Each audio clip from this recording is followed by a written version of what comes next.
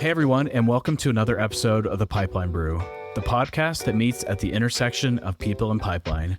We're bringing you fun yet insightful conversations where you'll not only hear from marketing experts, but also get to know them as well.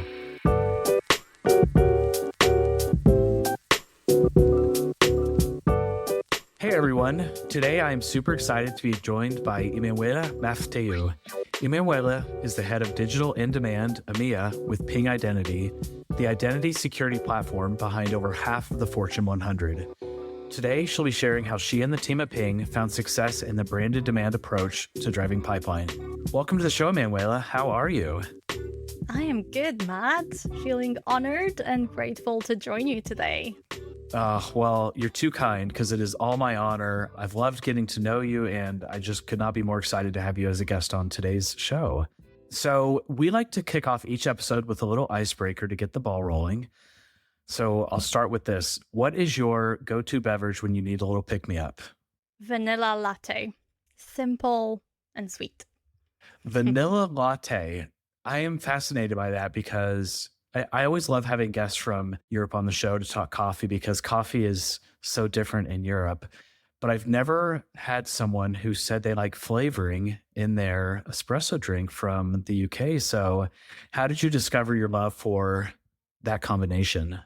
Just because the simplicity. I love coffee, but I can't drink it on its own. It has to be latte. And then the pick-me-up is the vanilla flavor added. So yeah, definitely. There you That's my go. Now, go-to. I like it. Do you make your own or do you have a preferred coffee shop that you go to? I make my own. I make my Okay. own, yeah. I have a proper barista coffee maker at Ooh. home. And then do you use the vanilla syrup? Is that how it works?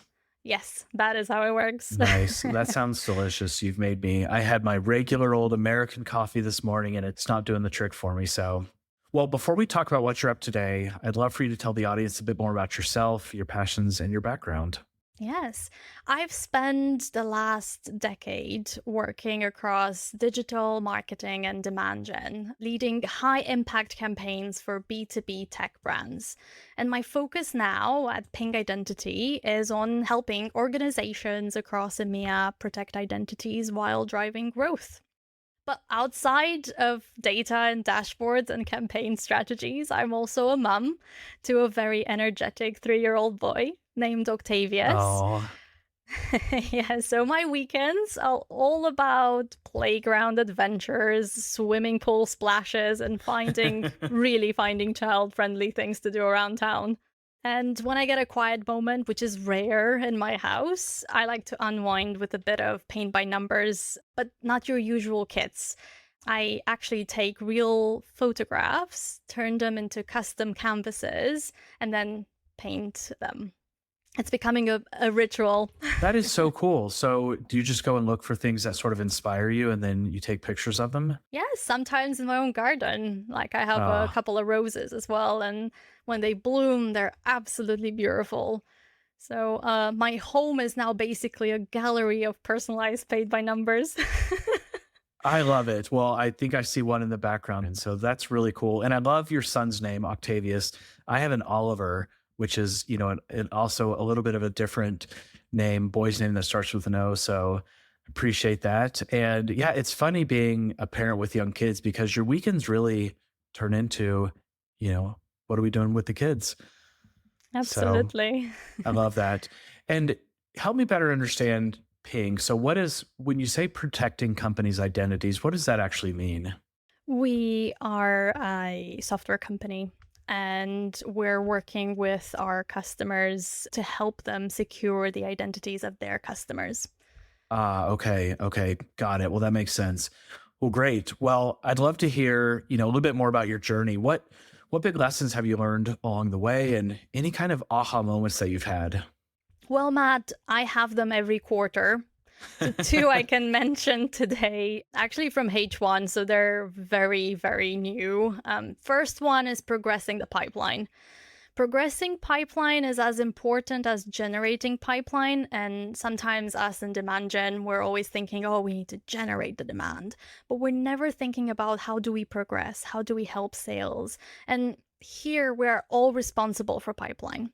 So, one of the strongest shifts we've made is creating this real alignment with sales through a pod structure.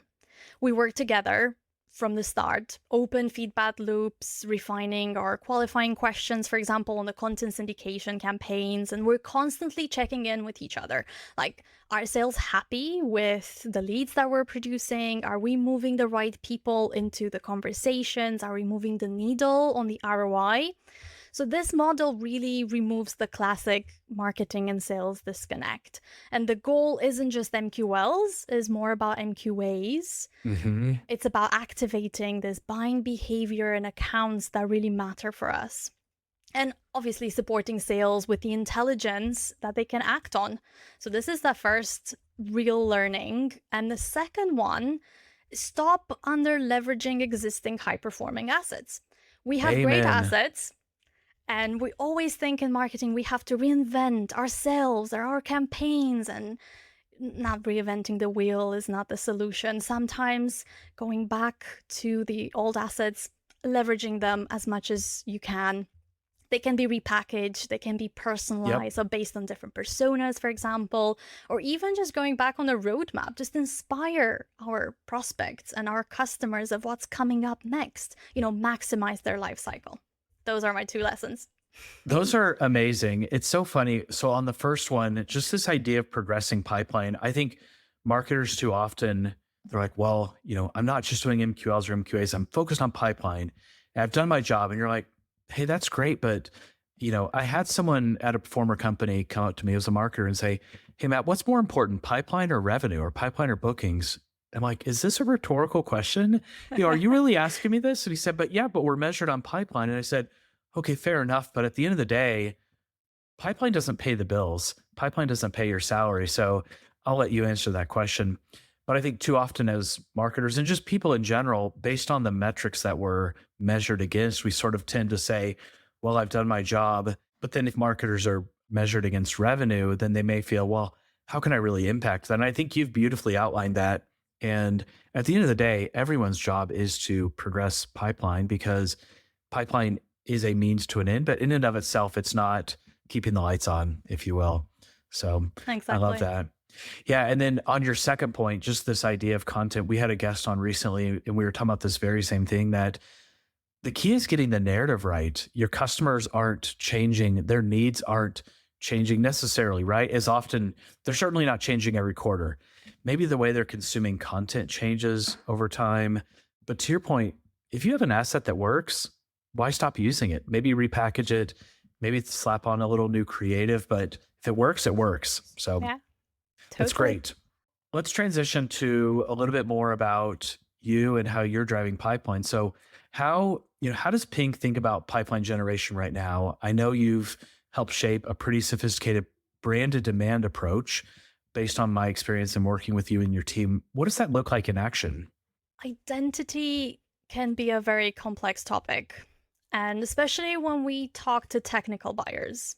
And that's why we need to focus on deep persona led content, something that our audience can use, not just read. So we call it education. We don't call it awareness anymore. So, what's important is that we get this content in front of the right people, the right time, and in their journey, not what we think their journey looks like. And this is the trick. So, whether it's the analyst or identity and access manager and pros or security leads, they all want clarity, relevance, and value. And they want to be educated to make the right decision. And when we get it right, the results speak for themselves. So I'll Yeah. cover a bit about the how. So our team, as I said, rituals and including reviewing the campaign performance weekly and monthly. We have QBRs as well, but we always add a layer of human insight. So sometimes it's not just about what the dashboard says, it's about interpreting the signals behind it. So we combine the data with instinct so that, refine and retest motions within our campaigns. So that is how we build campaigns, that we get sharper every time. And we also build this every 6 months look back, if you call it, like a buyer journey mapping. Yeah. And there is so much data that you can look at, and it tells us so many good gems. And we've also designed a clear campaign track. As I said, like we're doing awareness or the education stage, the consideration, the decision, the action phase. And each of those are aligned to different verticals and personas, of course. But just there, we A B test. We A B test all the time the copy, the creative, the call to actions. It's like a constant refinement. And that's what we've seen. When you look at the data, you'll find something really surprising, but you have to look at the data Yeah. constantly in order to be on the right track. And crucially, we don't wait for campaigns to end before making the changes. We just analyze the performance in real time, we apply the changes mid flight, and we're not afraid to pivot. So the level of flexibility and responsiveness has been a game changer in making sure the content resonates across EMEA markets. That's an amazing approach. I love what you said around, it's not awareness, it's education. I was talking to a marketer last week and he used the word or the term enabling. And the way he thinks about structuring his content is to enable buyers, to equip buyers to make decisions. And it was such a subtle nuance, but it really struck me as that is what content should be designed to do. Yes, we have sort of these buckets of awareness and consideration and decision making. But at the end of the day, it's all designed to enable buyers to make decisions. And I think it was just that, again, that subtle nuance where you start to think content should drive action. And in the case of awareness, the content should drive the action of educating them in order to progress to wanting to start to look at the right vendors and ultimately then continue move down to enable them to make that buying decision. And I just thought it was that nice little overlay, if you will, that really helped, I think, shape my thinking a little bit differently around content creation. So I love how you're thinking about that from an education standpoint. And I mean, there's so much goodness in what you said that I think the audience can take away. One question for you, when you talk about pivoting in real time, that can sound big and scary, right? Because a lot of times it takes so much work to get a campaign off the ground. So what does pivoting kind of in real time actually look like for you guys? Yeah, absolutely. We look at the soft signals, so the soft metrics that you would see within in platform. If you let's say you have a campaign on LinkedIn, you would look at click-through rates, impressions, cost per lead, for example, depending on what you're measuring. And those soft metrics are the signals that tells like this campaign is really successful or this campaign actually lacks something. And that's where the A/B testing comes in place, because you can test the copy, you can test the image, like the design of it, you can test the call to action, for instance. But also, I think combining the soft metrics with the hard metrics, which is like influence pipeline, for Yeah. instance. Yeah. So pipeline generation, like we look at pipeline, we look at MQLs. Okay, how many are we getting from that particular campaign? And when we're talking about pivoting, is just making those feedback loops in real time. So we've launched a campaign and then sometimes we just like we're comfortable and we leave it. Oh, let's leave it this quarter and see how it performs. But sometimes if your gut says, hey, something is now working on this campaign because cost per lead is skyrocketing, and that's when we have to look and make changes. That makes sense. So speaking of, pipeline, what was your team seeing that led to this approach and what were the ultimate goals that you set out to achieve? Was it truly just pipeline? For us, it goes back to we have a saying, everyone is responsible for pipeline. We have the same goals, we're on the same journey, we can, we have the same waypoints, and this is kind of how it brings everyone. Everyone is moving in the same direction. And I think that is super important to keep track. I love that. Yeah, John Miller, who co-founder of Marketo and former CMO of Demandbase, he would describe this as a football team or a soccer team in America, all moving downfield in the same direction. Everyone has a different role, but at the end of the day, they're all working in harmony down that. And kind of on that note, I mean, how did you make all this happen successfully? Not just in marketing, which can create its own challenges, creating that cross functionality within your own team, but bringing in teams like sales and likely product into this. It's Matt is totally a team effort. And I would say it's also the EMEA leadership that is relentless and inspiring all of us to be relentless and all of us to be responsible in each of the departments. We're all responsible for pipeline. And this is our saying within EMEA. Love that. Well, talk to me about the results. What have you guys seen as a result of this kind of new pod structure and approach to how you're driving campaigns and ultimately pipeline? Yeah. So at the end of the day, we're not running campaigns for the sake of the activity or to meet a number. We're driving towards business outcomes. So the Yeah. growth pipeline, customer lifetime value. So that is our destination. I think if I would use an analogy on this, I would say we're on a ship together and we have a crew and we have a captain.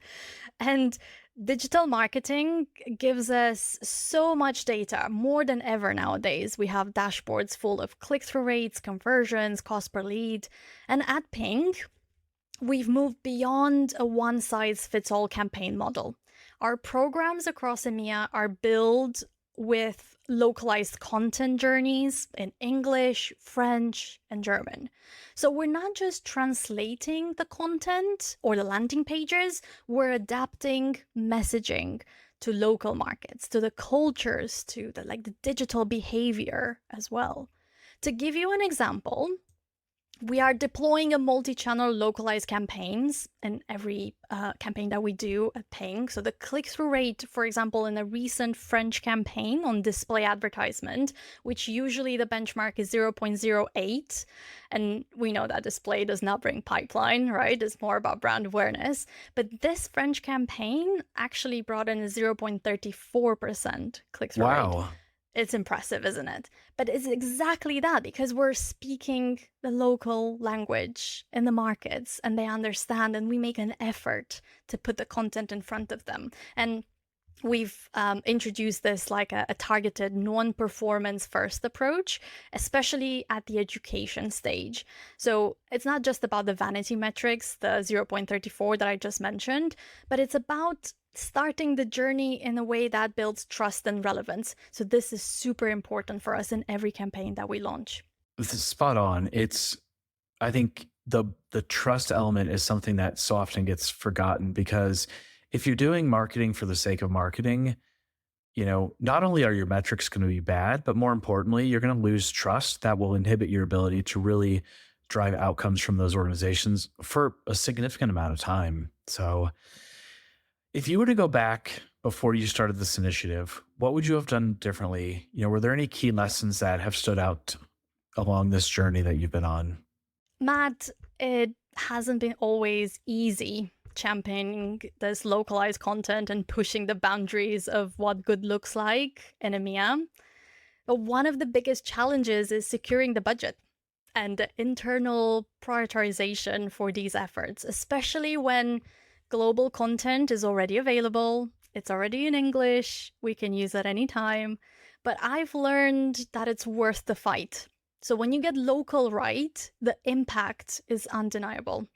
And I would say another key lesson is something that we do particularly well at Ping is working within our target account list. We have a framework in place. We call it BBFNs, big bet, focused, and named accounts.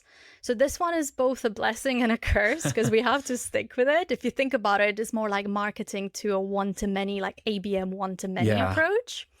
So on the one hand, it ensures laser focus and close alignment with sales that we've agreed these accounts and we're going to go in the market and try and persuade and follow through in the journey, move people along. But on the other hand, it requires constant discipline to balance broader brand building efforts with the highly targeted account level strategies. That makes perfect sense. Well, such a cool approach. I want to transition our conversation to the topic that is on everyone's mind, AI, and specifically, again, just getting to know you. Would love to talk about, getting closer to buyers with AI. So I know you as a marketer are always focused on putting yourself in the shoes of the customer. It's something that I think is what makes you so great at your job. How has this influenced the methods you employ when engaging with prospects, and are you always refining strategies as you learn more? First, I would say we have a very comprehensive messaging guide, and this is built by our product and marketing solutions colleagues. And this is our go to for every campaign, every conversation. Everyone within the go to market has access to it. And talking about AI, we have our own custom bots that help define our customers and prospect business goals, pain points, challenges, emotional drivers, you name it, objections. And these bots are trained, and the messaging guide is basically built with Yeah, AI. Absolutely. And as a balance, we are listening to our customers at the same time. So we're not forgetting the customers, we're not forgetting those conversations. And one of our internal values actually within Ping is being customer obsessed. And we are showing that every day. I love that.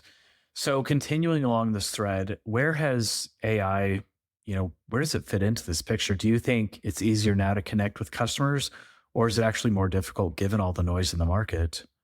AI is absolutely part of the picture. I think if you don't use it, you miss out. If you refuse to use it, and if you use it, you kind of look alike like the other competitors. And especially, I see that on a paid search and a paid social activity. If you're playing with AI, trying to get some headlines there, but when it comes to building a human connection, I think this is where you have to kind of think about it, and it really shines in the efficiencies.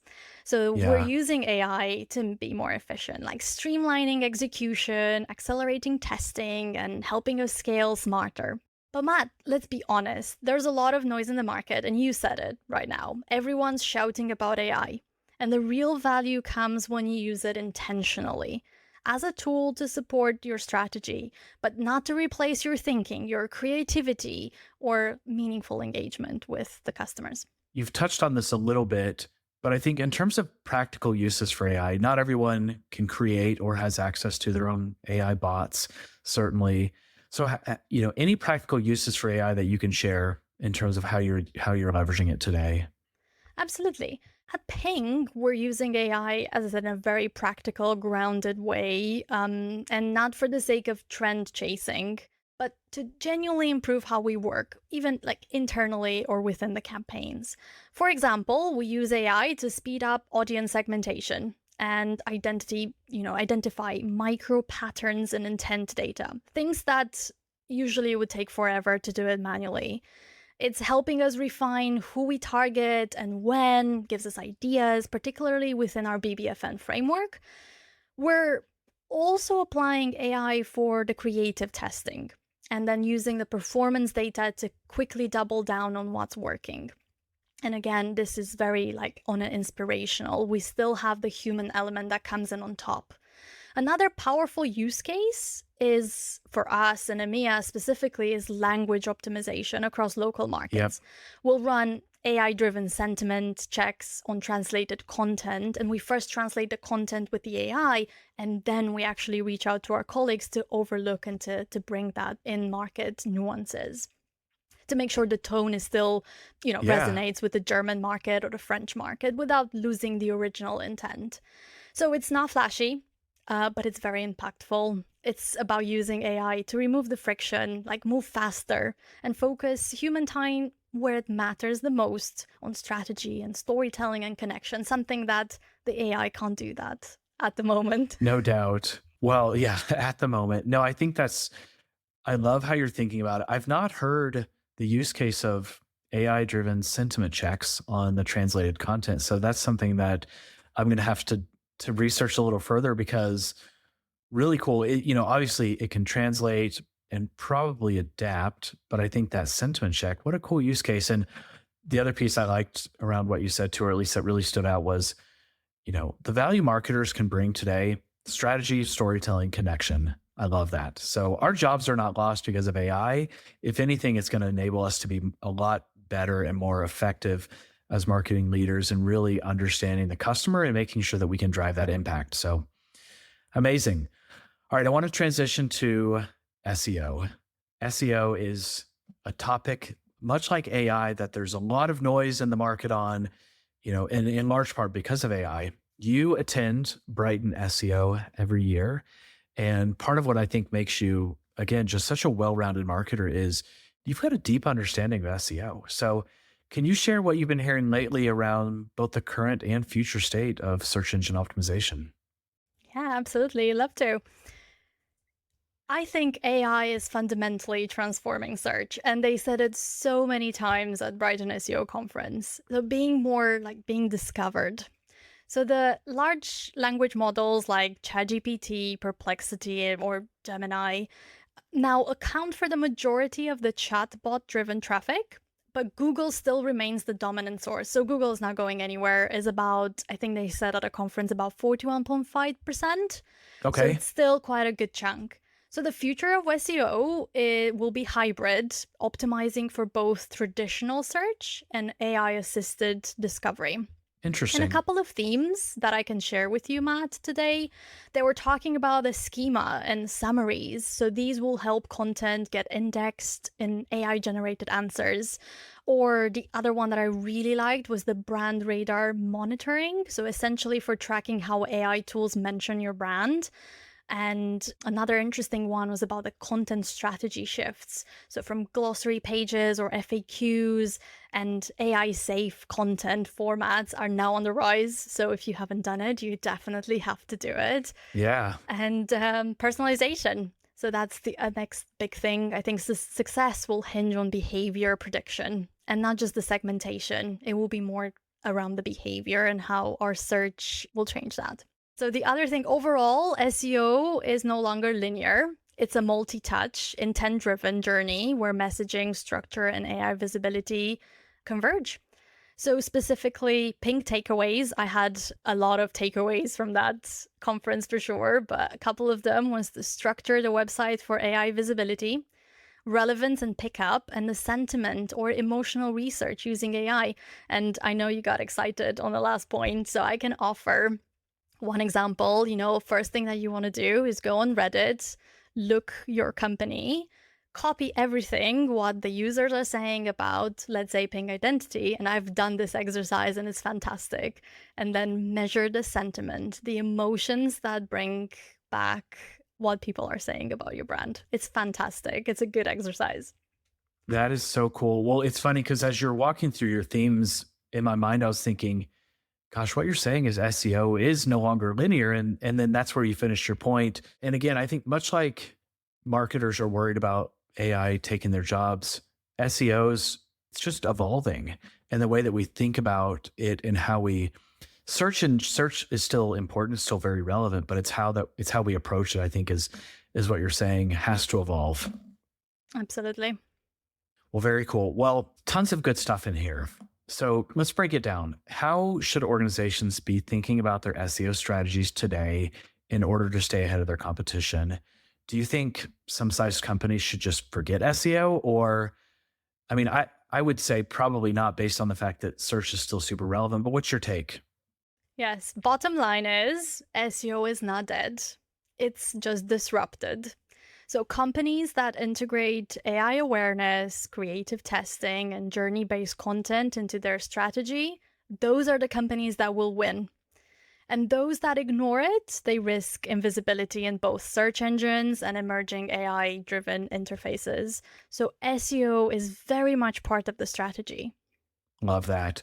Well, I wanted to see if there's any resources that you'd recommend just to help marketers stay up to speed. And we can drop all these into the show notes, but any key resources that you find exceptionally valuable. There are so many, Matt, but things that I could mention. So, Brighton SEO, they have a flagship conference which is held in Brighton and San Diego. They bring people together like expert led talks or networking opportunities. But other resources that people can just have a look and try and educate themselves. So, Google Search Central blog, they have some really good blogs there. Direct updates on the next Google algorithm, like when it changes, like Yeah. indexing and best practices. I think everyone should be on top of that for sure. Ahrefs blog, and they have a YouTube channel. So, again, excellent tutorials there, like case studies and actionable strategies that people can employ, and it's both for beginners but also for pros.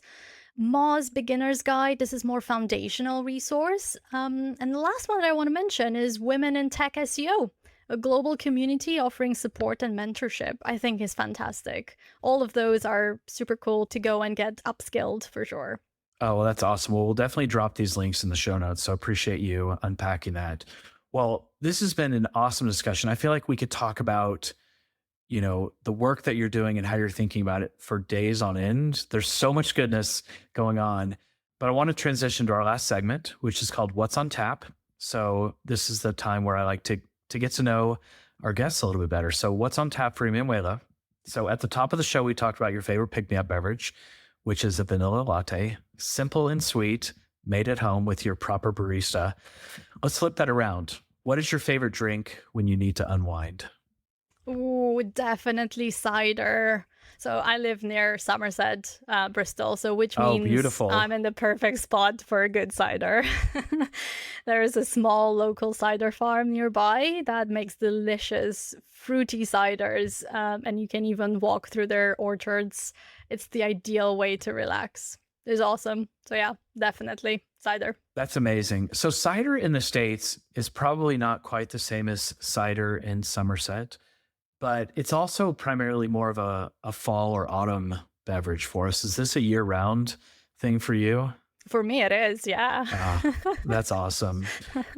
Well, next time I'm out your way, I'm going to have to figure out how to get into your area and go get a cider straight from the orchard. So sounds awesome. Well, I know you have a 3-year-old. You mentioned that at the top of the show. I'm sure he keeps you very busy. What is your favorite part of parenting right now? And anything surprising that you've learned across these past few years of being a mom?